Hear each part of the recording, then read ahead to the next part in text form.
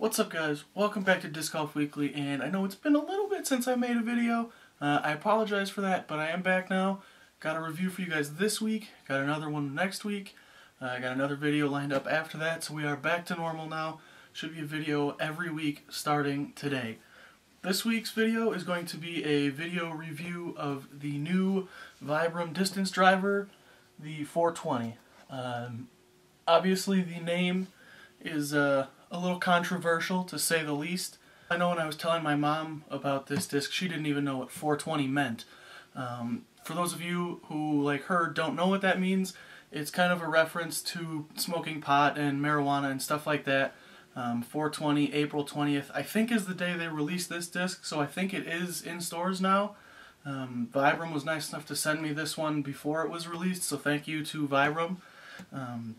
Like I said, I think this is in stores now. I think you can pick this up if you want. But the name obviously has kind of caused a big crap storm, to say the least, and kind of keep it a little PG. There have been a lot of people who are very for the name, and they think it's a great thing for the sport and it'll help us get past the kind of stoner sport image.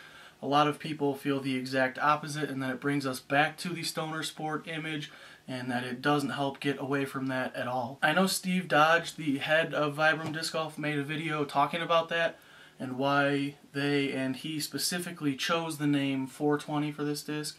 I'm going to put a link to that down below. If you haven't seen it, go check that out. He brings up a lot of good points and a lot of things that people may have overlooked.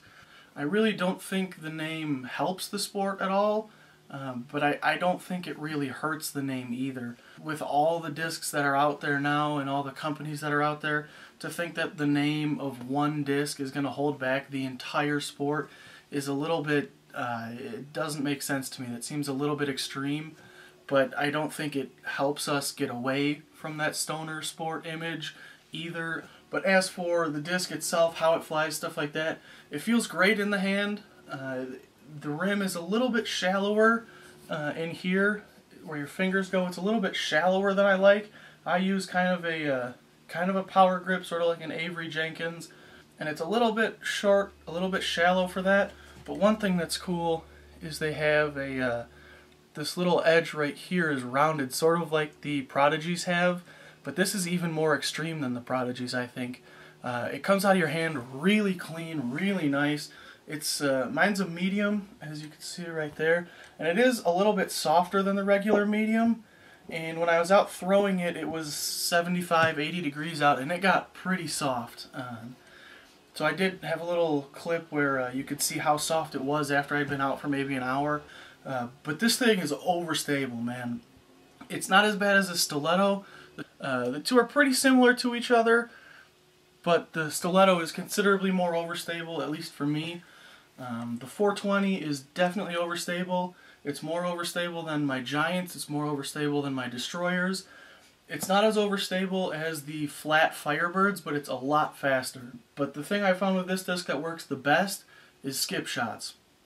This thing skips really well. In the clips you're about to see, I threw it pretty low on some of them, and you can see it kind of just hit and just kind of did like a gliding skip where it just kind of rides just a couple inches off the ground. I don't even know what that shot is called, but you just kind of throw it low, have it skip up, and it just rides right above the ground. If you need skip shots, if you need really overstable distance, this thing's great. That is all I got to tell you guys about. I'm going to throw you over to those shots. I hope you guys enjoy it.